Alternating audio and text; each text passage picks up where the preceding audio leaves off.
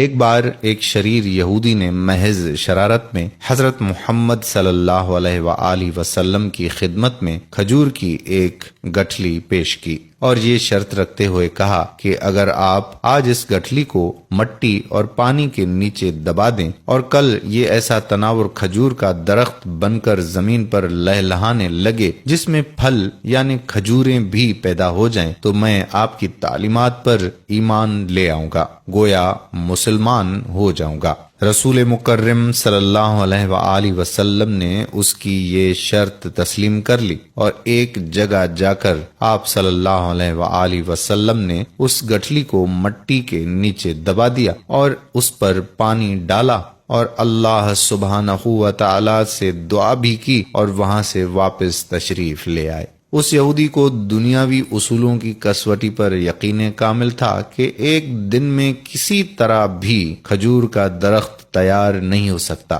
لیکن رسول مکرم صلی اللہ علیہ وآلہ وسلم کی ذات اقدس کی روحانیت اور آپ کا اعتماد اس کے دل میں کھٹک اور خدشہ ضرور پیدا کر رہا تھا کہ کہیں کل ایسا ہو ہی نہ جائے کہ کھجور کا درخت اگ جائے اور اسے ایمان لانا پڑ جائے۔ اس نے اپنے اس وسوسے کو دور کرنے کے لیے پھر دنیاوی اصولوں کی مدد لی اور شام کو اس مقام پر جا کر جہاں کھجور کی گٹھلی آقا دو جہاں صلی اللہ علیہ وآلہ وسلم نے بوئی تھی اس کو وہاں سے نکال لیا اور خوش خوش واپس آ گیا کہ اب کھجور کا نکلنا تو درکنار، کھجور کے درخت کا نکلنا ہی محال ہے، لیکن وہ نہیں جانتا تھا کہ جب معاملہ اللہ سبحانہ و تعالی اور اس کے رسول صلی اللہ علیہ وآلہ وسلم کے درمیان ہو تو دنیاوی اسباب بے معنی ہو جاتے ہیں۔ اگلے دن آقا دو جہاں صلی اللہ علیہ وآلہ وسلم اور یہودی مقام مقررہ پر پہنچے تو وہ یہودی یہ دیکھ کر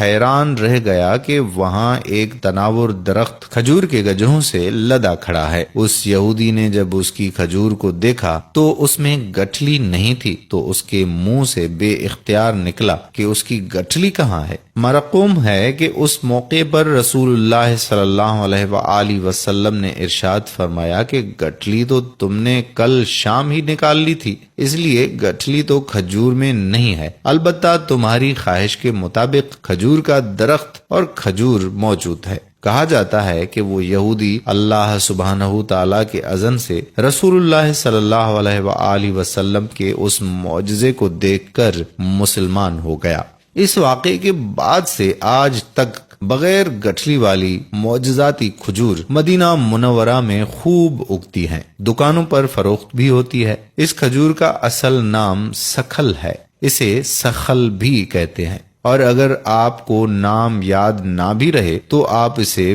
بے دانہ کھجور کہہ کر بھی طلب کر سکتے ہیں۔ اب بہت زیادہ علم رکھنے والے بالخصوص باٹنی یعنی نباتیات کے ماہرین یہ بھی پوچھیں گے کہ جب سکھل کھجور میں گٹھلی نہیں تو اس کی مزید کاشت 1400 سال سے کیسے ہو رہی ہے؟ تو بتانے والوں نے بتایا ہے کہ اس کے سوکھے پتے کھجور کے باغوں میں مٹی میں مدغم ہو کر نئے پودوں کی بنیاد بن جاتے ہیں۔ دوستو، آپ صلی اللہ علیہ وآلہ وسلم کی پیدائش کا دین پیش ہے اور کچھ نہیں تو کم از کم ایک بار آپ صلی اللہ علیہ وآلہ وسلم پر درود پاک کا تحفہ بھیج کر شیئر کر دیں۔ جب تک یہ ویڈیو شیئر ہوتی رہے گی آپ صلی اللہ علیہ وآلہ وسلم پر لاکھوں کروڑوں درود و سلام کے تحفے پہنچتے رہیں گے، اور ہماری وجہ سے کوئی آگے شیئر کر دے گا تو یقین کیجئے کہ ہماری بھی بخشش کا یہ سبب بنے گا۔